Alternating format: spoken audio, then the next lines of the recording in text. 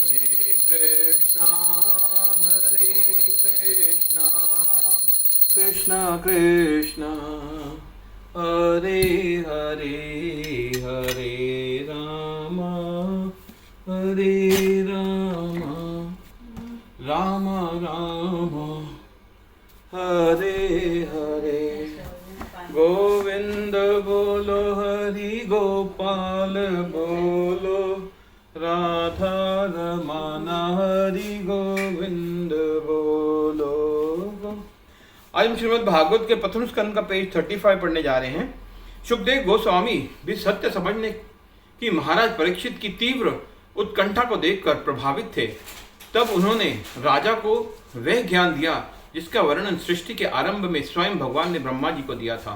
भगवान नारायण ने चतुश्लोकी भागवत द्वारा ब्रह्मा जी का ज्ञान प्रदान किया। दूसरा स्कंद। भगवान गर्भोदकशायी विष्णु की नाभि से उत्पन्न कमल पर जन्म लेने के पश्चात ब्रह्मा जी भ्रमित थे। भरसक प्रयास करने पश्चात भी वे अपने जन्म के कारण को नहीं समझ पा रहे थे। वे सृष्टि निर्माण की आवश्यकता को समझ रहे थे, परंतु इसे कैसे कार्यान्वित किया जाए उन्हें इसकी जानकारी नहीं थी। इस भ्रमित अवस्था में ब्रह्मा जी अपने कमलासन से नीचे उतरे और जल में खोज करते हुए सृष्टि के विषय पर गहन चिंतन करने लगे। उस समय ब्रह्मा जी को दो अक्षर सुनाई दिए, त प। उन्होंने बोलने वाले की खोज आरंभ की, परंतु विफल रहे। अंततः उन्होंने अपने कमलासन पर लौट जाने तथा वहां बैठकर निर्देश अनुसार तप करने का निर्णय लिया। 1000 दिव्य वर्षों की तक तपस्या करने के पश्चात भगवान विष्णु ब्रह्मा जी की तपस्या से अत्यधिक प्रसन्न हो गए और उन्होंने सम्मुख अपना निजी वैकुंठ लोक उजागर किया।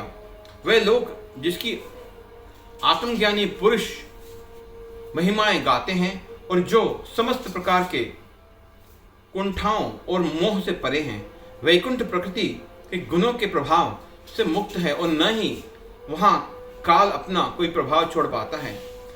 फिर वहां माया का तो प्रश्न ही नहीं उठता। ब्रह्मा जी ने देखा कि वैकुंठ निवासी भगवान नारायण ने ही समान नील वर्ण की कांति से युक्त हैं और उन्हीं के समान नव यौवन से भरे तथा चतुर्भुज हैं। कमल सदृश नेत्रों वाले उन सब निवासियों का अंग प्रत्यंग शुभ है और वे सब पीतांबर तथा दिव्य आभूषण से सुशोभित हैं। प्रत्येक वैकुंठ निवासी का अपना निजी दिव्य विमान है जिसमें वे अपनी अत्यधिक सुंदर पत्नियों के साथ भ्रमण करते हैं। ब्रह्मा जी ने वहां माता लक्ष्मी को भी देखा जो श्री नारायण के विभिन्न सेवाओं में रत थी और निरंतर उनकी दिव्य महिमाओं का गान कर रही थी। तब ब्रह्मा जी ने भगवान नारायण को देखा। वे अपने प्रमुख पार्षदों तथा नंद सुनंद प्रबल और अरहन से घिरे अपने सिंहासन पर विराजमान थे। उनकी असंख्य शक्तियां और ऐश्वर्य मूर्तिमंत रूप में वहां उपस्थित थे। भगवान अत्यंत प्रसन्नचित्त थे और वे अपने प्रिय सेवकों के प्रति कृपा से भरे थे। उनके दर्शन मात्र से प्रत्येक व्यक्ति मदोन्मत्त हो रहा था। उनके मुस्कुराते चेहरे पर लालिमा छाई हुई थी और उनका वक्षस्थल कौस्तुभ मणि तथा लक्ष्मी जी के चिन्ह श्रीवत्स से सुसज्जित था। भगवान का दर्शन करते ही ब्रह्मा जी का हृदय आनंद से भर उठा। दिव्योन्माद में उनके नेत्रों से प्रेमाश्रुओं की वर्षा होने लगी। आदर और सम्मान के साथ ब्रह्मा जी ने भगवान को प्रणाम किया और बदले में भगवान ने अपने प्रिय सेवक के हाथों से हाथ मिलाया। उस समय मंद मंद मुस्कुराते हुए श्री भगवान ने कहा, हे ब्रह्मा जी, तुमने सृष्टि करने की इच्छा से जो दीर्घकालीन तपस्या की है, मैं उससे अति प्रसन्न हूँ। मैं समस्त वरों का प्रदाता हूँ। तुम अपना मनोवांछित वर मुझसे मांग सकते हो। फिर भी मैं तुम्हें बताना चाहूँगा कि अनन्य भक्ति के बल पर मेरे दर्शन प्राप्त करके मैं बढ़कर अन्य कोई वरदान नहीं है। निष्ठा तथा दृढ़ता पूर्वक की गई तपस्या के बल पर आज तुम्हें मेरे दिव्य धाम तथा मेरे दिव्य स्वरूप के दर्शन प्राप्त हो पाए हैं।